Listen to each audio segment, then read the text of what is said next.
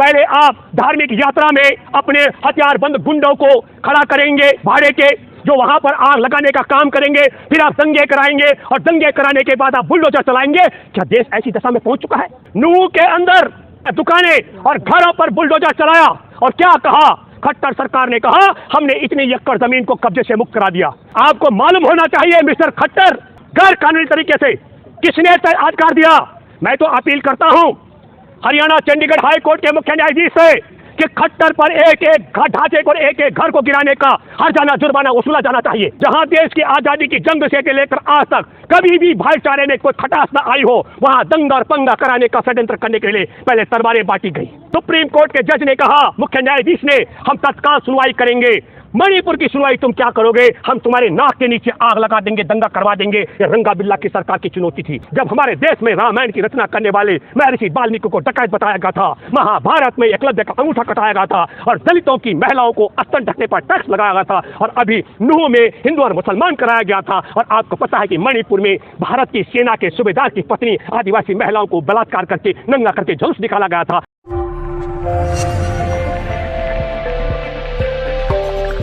मैं अपील करता हूं, देश में नफरत फैलाने वाले चिंटुओं भारत छोड़ो। देश में संविधान का अपमान करने वाले देश के गद्दारों भारत छोड़ो। देश के संविधान का, महिलाओं का, भाईचारे का, देश की एकता का और देश के तमाम इंसानियत का अपमान करने वाले भारत छोड़ो, हिंसा करने वाले भारत छोड़ो। और मैं सल्यूट करता हूं इस मौके पर उन तमाम जाट नेताओं को, उन तमाम गुर्जर नेताओं को, उन तमाम यादव नेताओं को जिन्होंने दावा किया, जाट नेताओं ने कहा हमारा बीच नफरत फैलाने वालों के साथ नहीं था। जिन्होंने गुर्जर नेताओं ने ऐलान किया कि हमारा बीच नफरत फैलाने वालों के साथ नहीं था। यादव समुदाय ने भी कहा कि हमारा बीच नफरत फैलाने वालों के साथ नहीं था। मैं उन सबको सल्यूट करता हूं। और मैं आज आपको बताना चाहता हूं, इस कथनी और करनी को आपको समझना पड़ेगा। एक महत्वपूर्ण जानकारी, जून 2020 का मैं जिक्र कर रहा हूं, जब पूरा देश ताले में बंद था, तब सुप्रीम कोर्ट ने वन भूमि पर जो निर्माण हो रखे हैं उनको ढाने का आदेश दिया था। आप सबको मालूम होगा, जून 2020 का जिक्र कर रहा हूं, जब कोरोना के मामलों में 15,000 लोगों की जान चली गई थी और देश में 5 लाख का आंकड़ा छू चुका था, तब खट्टर की नालायक सरकार ने खोड़ी गांव में 10,000 लोगों को बेघर किया था। और उसी खोड़ी गांव के अंदर आज पिनेकल टावर, वेदांता का टावर, बहुत बड़ी संख्या में वहां होटल और तमाम बड़े बड़े क्या कहता हूं सोसाइटियों के मकान खड़े हैं। उन पर बुलडोजर नहीं चलाया जा रहा है, जिसके संदर्भ में जुलाई 2021 में और 22 अक्टूबर 2021 में सुप्रीम कोर्ट बार बार फटकार लगा चुका है। ये आपको सोचना पड़ेगा कि सुप्रीम कोर्ट के आदेश की आड़ में खोड़ी गांव के 10,000 गरीबों के घर उस वक्त तोड़े गए। उसमें खट्टर ने नहीं देखा कि ये जो बुलडोजर चल रहा है ये हिंदू का घर है कि मुसलमान का घर है, सिख का घर है कि ईसाई का घर है, या हिंदुत्ववादी चिंटुओं का घर है, क्योंकि खोड़ी कॉलोनी में भी हिंदुओं के अलावा हिंदुत्ववादी भी लोग थे। अब आपको कल्पना करनी पड़ेगी, जब पिनेकल टावर जैसे बड़ी बिल्डिंगों को गिराने का आता है तो काम नहीं होता है, और दूसरी तरफ गरीबों के 10,000 घर गिराए जाते हैं। और आज वही नूह के अंदर 250-300 जो आपने देखा होगा, वहां पर आजीविका के जरिए दुकानें और घरों पर बुलडोजर चलाया और क्या कहा? खट्टर सरकार ने कहा हमने इतनी एकड़ जमीन को कब्जे से मुक्त करा दिया।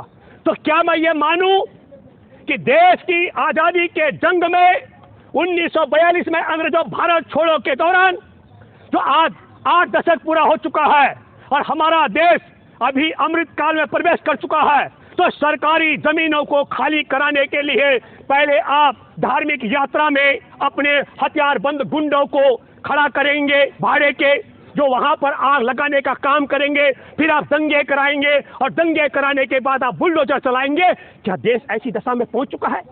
अरे आपको मालूम होना चाहिए मिस्टर खट्टर कि सुप्रीम कोर्ट के आदेश के बाद भी अभी तक पिनेकल टावर जैसे खड़े हैं, उनको तोड़ने की तुम्हारा ना तो बुलडोजर काम कर रहा है ना तुम्हारी हैसियत काम कर रही है। लेकिन गरीब के घर, चाहे सुप्रीम कोर्ट का आदेश हो और चाहे नूह में बिना गैर कानूनी तरीके से किसने अधिकार दिया? मैं तो अपील करता हूं हरियाणा चंडीगढ़ हाई कोर्ट के मुख्य न्यायाधीश से कि खट्टर पर एक एक ढांचे को, एक एक घर को गिराने का हर जाना जुर्माना वसूला जाना चाहिए। अभी तय नहीं हुआ कौन दोषी और कौन दोषी नहीं है, लेकिन इसमें भी महत्वपूर्ण सवाल जो सबसे बड़ा मेरे आज की तारीख में, आज निश्चित तौर पर देश के अंदर सबसे बड़ी अपील, वहां पर मैं आप सब लोगों से अपील करता हूं, कई महिलाएं भी बढ़ चढ़ करके हिस्सा ले रहे। योगिता जी वहां गई हैं, उन्होंने 75 साल के एक वृद्ध की जिसकी दुकानें जलाई गई, कंबल जलाए गए, मैं योगिता जी को सैल्यूट करता हूं और देशवासियों से अपील करता हूं कि योगिता जी के साथ में देश के तमाम करोड़ों मां बहनों को एकजुट होना चाहिए। और मैं वहां के हाई कोर्ट में जिस मसले को सुन रही है, ये गैर कानूनी कार्रवाई की गई है, इसको सोचना पड़ेगा। अभी भारतीय जनता पार्टी से जुड़े हुए एक कार्यकर्ता ने पूरी पोल खोल करके रख दी।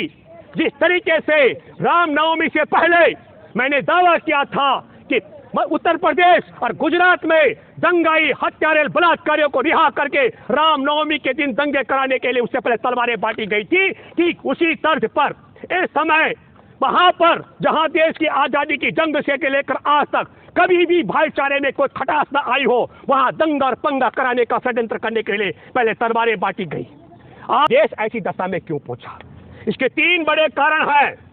एक मैं आपको बताना चाहता हूं कि जो मणिपुर में आपने देखा, देश की आदिवासी महिला से लेकर देश में की हिफाजत के लिए सूबेदार कारगिल को बचाने वाले की पत्नी को नग्न करके बलात्कार करके किस तरह जुलूस निकाला था, उस मसले से ध्यान भटकाने का। और दूसरा पाक, क्योंकि सुप्रीम कोर्ट के जज ने कहा, मुख्य न्यायाधीश ने, हम तत्काल सुनवाई करेंगे, मणिपुर की सुनवाई तुम क्या करोगे, हम तुम्हारे नाक के नीचे आग लगा देंगे, दंगा करवा देंगे। ये रंगा बिल्ला की सरकार की चुनौती थी। और तीसरी बात मैं आपको तारीख की बताना चाहता हूं, आज 31 तारीख को क्या संयोग है कि प्रयोग है, सुप्रीम कोर्ट के मुख्य न्यायाधीश सुनवाई कर रहे थे मणिपुर में, मणिपुर के मामले को लेकर, और 31 तारीख को सुबह सुबह इनका एक शर्मा जी आरपीएफ का जवान, एक पहले एएसआई आदिवासी मीणा की हत्या कर देता है एएसआई की, कहता है कि तुमने योगी और मोदी जिंदाबाद नहीं किया,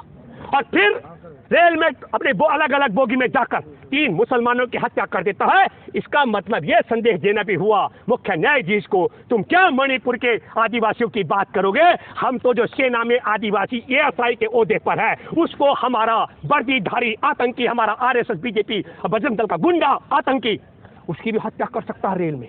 तो मैं आपके माध्यम से एक बात कहना चाहता हूं, जब रेल में सीनियर अधिकारी अगर आदिवासी हो, उसकी हत्या हो जाती हो, सेना में अगर आदिवासी हो और आदिवासी देश की हिफाजत करे, उसकी पत्नी को नंगा करके बलात्कार करके जुलूस निकाला जाता हो, और सुप्रीम कोर्ट सुनवाई करता रहे, वोट बैंक बचाने के लिए हिंदू और मुसलमान कराने का षड्यंत्र किया जाता हो, तब मैं आपसे कहना चाहता हूं कारण क्या है। अब इनके वोट खत्म हो रहे हैं, तो वोट को बचाने के लिए षड्यंत्र हिंदू मुसलमान करने का, लेकिन जाटों ने, यादवों ने, गुजरों ने, राजपूतों ने जो भूमिका अदा कर दी, एससी एसटी ने जो तय कर लिया है, हमको लगता है, मैंने पहले एक बार कही थी, दोबारा कह रहा हूं, एक दिन मोहन भागवत ने ऐलान किया था, मुझे हिंदू धर्म में कोई कमी नजर नहीं आती है, और मैंने तत्काल कहा था जिसका डीएनए हिंदू में दलित से लेकर ब्राह्मण तक मिलता न हो और वो उनके ठेकेदार बन जाए, उसे धर्म में कमी कैसे नजर आएगी। धर्म में कमी देखनी हो तो तब देखना पड़ेगा जब हमारे देश में रामायण की रचना करने वाले महर्षि वाल्मीकि को डकैत बताया गया था, महाभारत में एकलव्य का अंगूठा कटाया गया था, और दलितों की महिलाओं को स्तन ढकने पर टैक्स लगाया गया था, और अभी नूह में हिंदू और मुसलमान कराया गया था। और आपको पता है कि मणिपुर में भारत की सेना के सूबेदार की पत्नी आदिवासी महिलाओं को बलात्कार करके नंगा करके जुलूस निकाला गया था, और उसके संदर्भ में संसद से लेकर के हर जगह मौन और सन्नाटा छाया था। यह बात आप सबको याद रखनी पड़ेगी। धन्यवाद। जय हिंद, जय जवान, जय